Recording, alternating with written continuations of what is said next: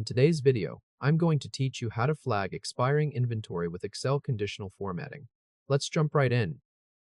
Start by opening Excel on Windows and loading the inventory workbook you want to work with.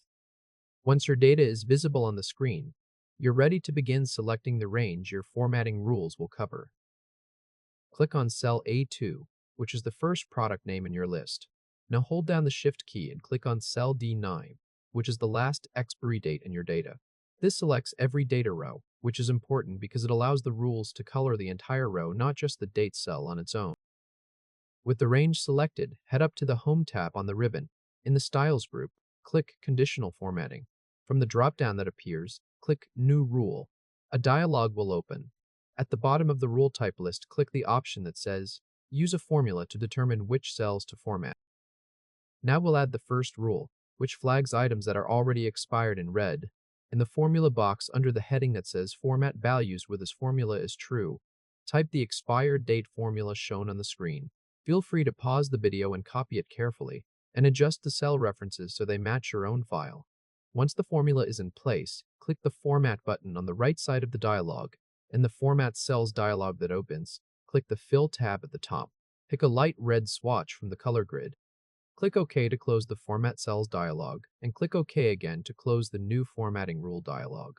Look at your sheet and confirm that the two past dated rows, which are rows 2 and 3, are now filled with light red.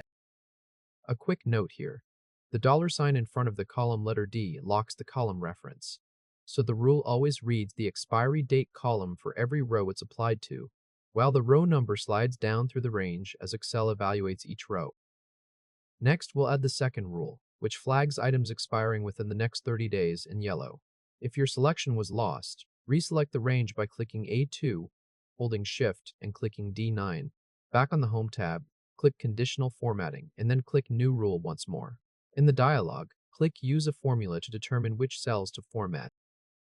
In the formula box, type the expiring soon formula shown on the screen.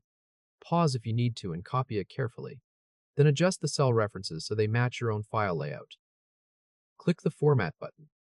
Click the Fill tab at the top of the Format Cells window. Pick a light yellow swatch from the color grid. Click OK to close Format Cells, and click OK again to close the New Formatting Rule dialog. Take a look at your sheet and confirm that rows 4, 5, and 6 are now filled light yellow. Rows 2 and 3 are still red, and rows 7 through 9 stay plain with no color. If this helped, hit like and subscribe for more quick tutorials. Now let's verify the rules stack to make sure everything is in order.